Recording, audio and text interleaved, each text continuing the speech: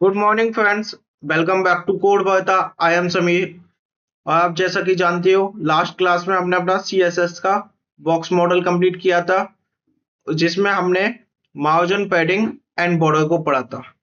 आज हम margin padding और बॉर्डर के बारे में कुछ और प्रॉपर्टीज जानेंगे जो उसमें रह गई थी। ओके, और उससे पहले अगर आपने अभी तक हमारे चैनल को सब्सक्राइब नहीं किया तो सब्सक्राइब इट एंड वीडियो को लाइक कीजिए। तो लेट अस स्टार्ट। ओके, मैं इस कोड को आपको सबसे पहले शो कर देता हूं जो हमने लास्ट क्लास में किया था अपनी। ये कंप्लीट हमने इसके थ्रू बॉक्स मॉडल को समझा था और मैंने आपको वो पूरा बॉक्स मॉडल डायग्राम के थ्रू भी दिखाया था। Okay, so let us start. तो एक मैं H1 ले लेता हूं and this is box 3। Okay, इसमें एक क्लास पास कर देता हूं जो कि एक अनकॉमन क्लास है, बॉक्स 3। ओके, बॉक्स 3 का हमने इससे पहले कोई क्लास नहीं लिया। ओके, बॉक्स 3 को टारगेट करता हूं डॉट के through because it is class. इसमें एक बैकग्राउंड कलर देता हूं, let us suppose black, and font colour जो कि बाय डिफॉल्ट कलर होता है। जो फॉन्ट कलर जो है ना, अपनी कलर प्रॉपर्टीज के थ्रू हम सीएसएस का फॉन्ट का कलर चेंज कर सकते हैं। ओके, तो मैं फॉन्ट कलर बोल देता हूं उसको, मींस इज दैट कि फॉन्ट कलर अगर मैं चेंज करने की बात कर रहा हूं तो हम कलर प्रॉपर्टी लगाने वाले हैं। मैं यहाँ व्हाइट देता हूं क्योंकि ब्लैक व्हाइट का कॉम्बिनेशन रहेगा। Okay, it is like that. तो अब हम थोड़ा सा समझते हैं कि लास्ट टाइम पे हमने बॉर्डर बॉर्डर की प्रॉपर्टीज पढ़ी थी, पर बॉर्डर में हमने बॉर्डर टॉप नहीं पढ़ा था। ओके, बॉर्डर टॉप मैं यहां से 10 पिक्सल सॉलिड येलो ग्रीन दे देता हूं। ओके, तो ये आपका ये बॉर्डर आ चुका है इसके ऊपर। ओके, मैं थोड़ा बॉर्डर छोटा कर देता हूं, इतना बड़ा बॉर्डर हम कभी नहीं लगाते हैं वैसे बॉर्डर। ओके, तो बॉर्डर में हम बॉर्डर की प्रॉपर्टी जब हम केवल बॉर्डर का यूज करेंगे तो केवल बॉर्डर चारों तरफ से उसमें अप्लाई हो जाएगा। बट बॉर्डर में हम अगर बॉर्डर टॉप लगा देंगे तो वो बॉर्डर टॉप से आएगा, जैसे कि यहाँ ये आया है।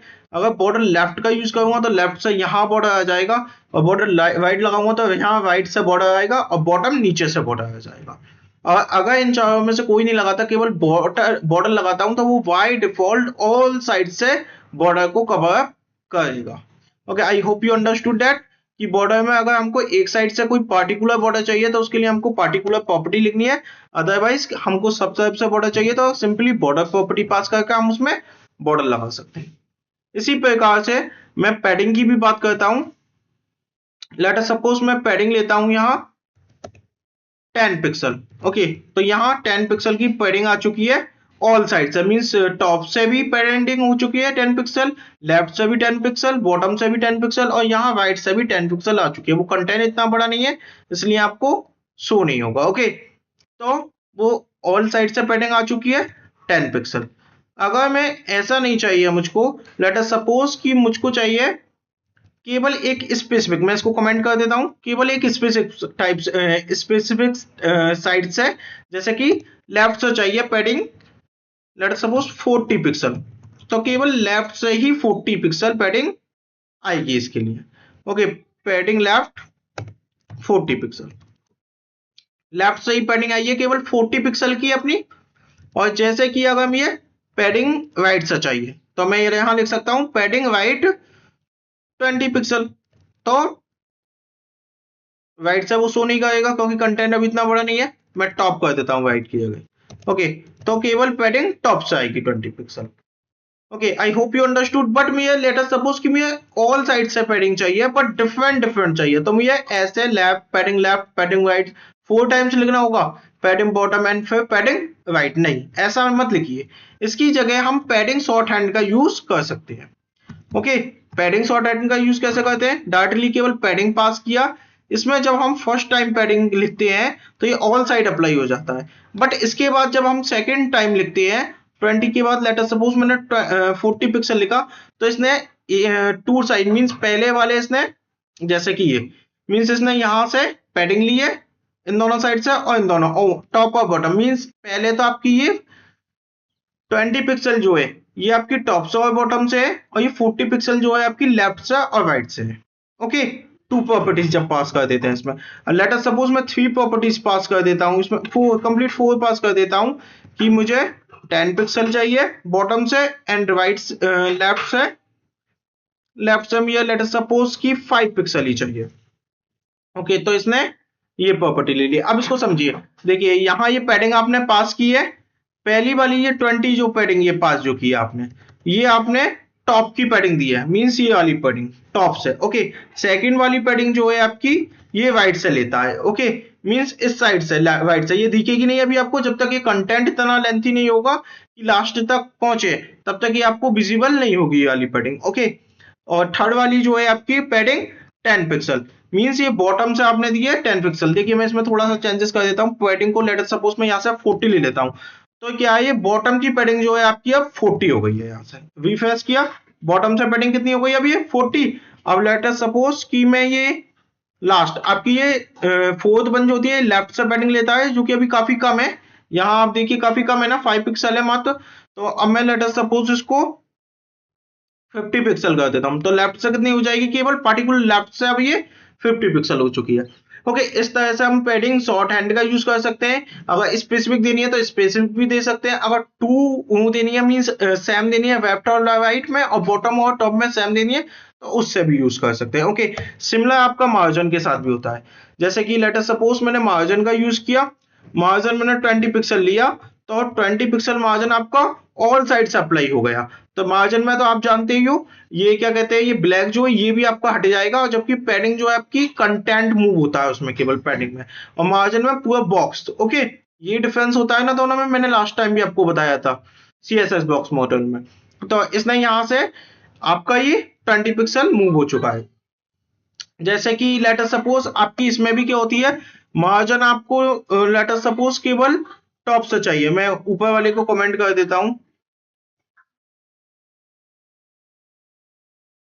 मैं ऊपर वाले को कमेंट कर दिया है ये। और लेट अस सपोज कि मैं इसको भी कमेंट कर देता हूँ, पहले सेव करके आपको इतना ही कंटेंट दिखाया है। ओके, मार्जिन टॉप से लेट अस सपोज में है, तो मैंने केवल यहाँ टॉप से दे दिया कि मुझे टॉप से 40 पिक्सल चाहिए। ओके, तो टॉप से 40 पिक्सल मार्जिन मिल चुका है, इन दोनों के बीच में मैक्सिमम मार्जिन 40 पिक्सल हो गया है। यहाँ पे एक और प्रॉपर्टी लगी है, याद होता है आपको, मार्जिन कोलैप्स वाली, कि मैक्सिमम वाली का मार्जिन लग जाता है। ओके, तो यहाँ लेट अस सपोज अब मुझे मार्जिन चाहिए लेफ्ट से, तो मार्जिन लेफ्ट लिख सकता हूं मैं यहाँ, मार्जिन लेफ्ट 50 पिक्सल, तो 50 पिक्सल मार्जिन अब लेफ्ट से हो जाएगा। ओके, अगर मुझे लेट अस सपोज अगर मुझे ऑल फुल साइड से मार्जिन चाहिए, तो मैं 4 टाइम मार्जिन नहीं लिखूंगा, मैं क्या लिख दूंगा यहाँ मार्जिन, और इसमें 4 पास करूंगा, जिसमें कि सबसे पहले वाला आपका टॉप होगा, सेकंड वाला आपका राइट होगा, थर्ड वाला आपका बॉटम होगा, और फोर्थ वाला आपका लेफ्ट होगा मार्जिन। ओके, जैसे कि मैं आपको शो करता हूं, वो सब मैंने कमेंट कर दिए हैं, इसको भी कमेंट करके पहले इसको नॉर्मल कर लेते हैं। आफ्टर दैट जैसे कि मैं पहले वाले में लिखता हूँ कि टॉप से मुझे let us suppose margin 20 pixel चाहिए, आफ्टर दैट राइट से मार्जिन 0 पिक्सल, एंड आपका बॉटम से मार्जिन चाहिए मुझको 40 pixel, and after that left से मार्जिन चाहिए 60 पिक्सल। ओके, तो देखिए आपका सब तरफ से मार्जिन ये अलग अलग आया हुआ है, यहाँ से आपका 60% पिक्सल का मार्जिन है, यहाँ टॉप से जितना आपने दिया मींस 20 पिक्सल का मार्जिन है, आफ्टर दैट 0 पिक्सल का मार्जिन है, और उसके बाद जैसे आपने पास किया है। तो अभी आपको बॉटम का मार्जिन भी शो नहीं होगा इसमें, क्योंकि बॉटम में कोई कंटेंट ही नहीं है, मार्जिन बोले एक इससे। ओके, तो मैं यहाँ एक और बॉक्स बना लेता हूँ जिससे कि आपको वो विजिबल हो सके, H1, एंड मैं यहाँ लिख देता हूँ दिस इज बॉक्स 4। ओके, तो ये बॉक्स 4 जो है आपका, ये मार्जिन कंटेंट करके आएगा कंप्लीट आपका 40 पिक्सल का। ओके, तो ये आपका मार्जिन प्रॉपर्टी है। ओके, जैसा कि इसके लिए और चीजें मैं आपको शो कर देता हूँ 1 मिनट।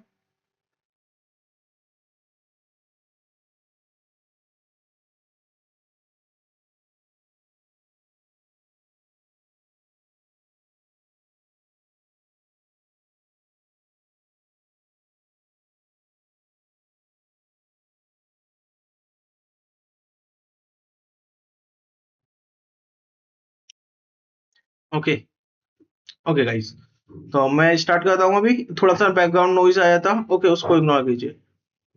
अब नहीं आएगा वो। This is box 4, this is box 4 आया है आपका, इसने यहाँ से ये मार्जिन लिया है 40 पिक्सल का यहाँ से। ओके, तो मैं इसको थोड़ा सा कम कर देता हूँ 20 पिक्सल, तो ये 20 पिक्सल हो जाएगा। यहाँ से रिफ्रेश किया तो मार्जिन केवल अब देखिए कम हो गया है, इसको मैं 0 कर देता हूं, तो ये बिल्कुल भी इनके बीच में मार्जिन नहीं आएगा।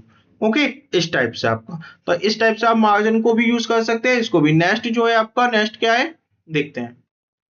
तो थोड़ा सा मैंने नोट्स भी तैयार किया है इसके लिए, तो उसको भी पढ़ लेता हूँ एक बार में, आपको दिखा देते हैं। Margin.